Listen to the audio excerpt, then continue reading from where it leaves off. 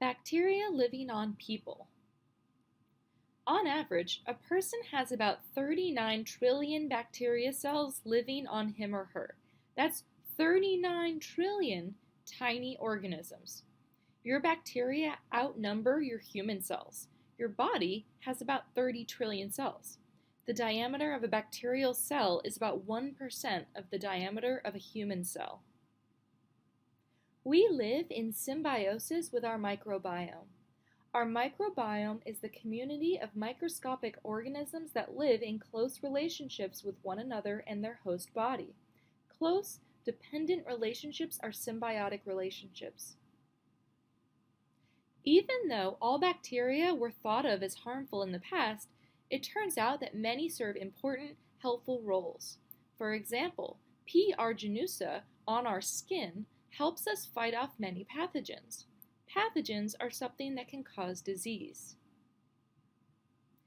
In 2008, the National Institute of Health started the Human Microbiome Project. Its goal is to explore all microbial life which lives on human beings. Great progress has been made by this project and others around the world, but much remains to be learned. Most of the human microbiome is found in our digestive tract, our gut.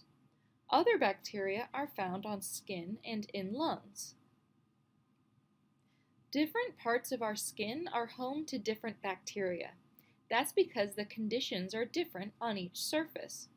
Bacteria living on the same parts of different people are often the same, but bacteria living on different parts of the same person are very different.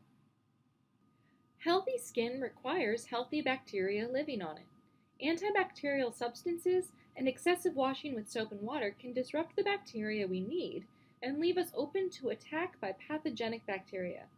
Washing skin with plain soap and water for at least 30 seconds is just as effective as antibacterial soap.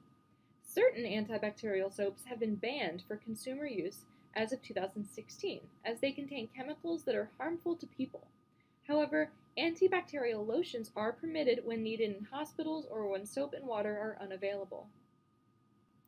Hand washing with regular soap is the best way to avoid spreading bacteria and illness because it kills the bacteria. However, hand washing also kills the good bacteria, so it must be used in moderation. For many millennia, doctors have been treating people with illness-related symptoms with antibiotics. Various molds and plant extracts were used by the earliest civilizations, which evolved into the use of prescription antibiotics in the 20th century.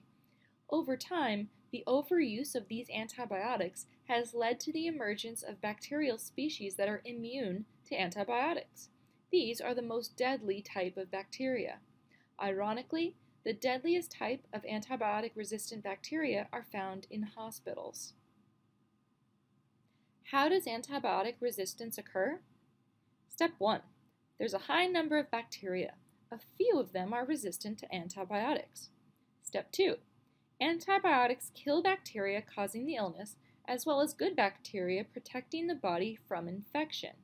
But there are some left over here. Step 3. The resistant bacteria now have preferred conditions to grow and take over. Step 4. Bacteria can even transfer their drug resistance to other bacteria, causing more problems. Click here for a video about antibiotic-resistant bacteria.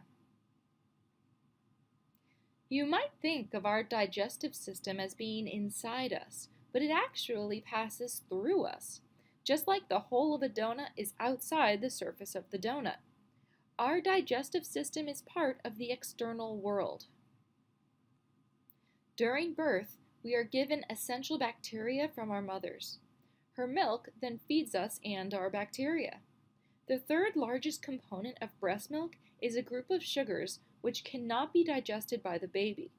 Those sugars feed the bacteria, which provide the baby with vitamins and other chemicals needed for healthy development.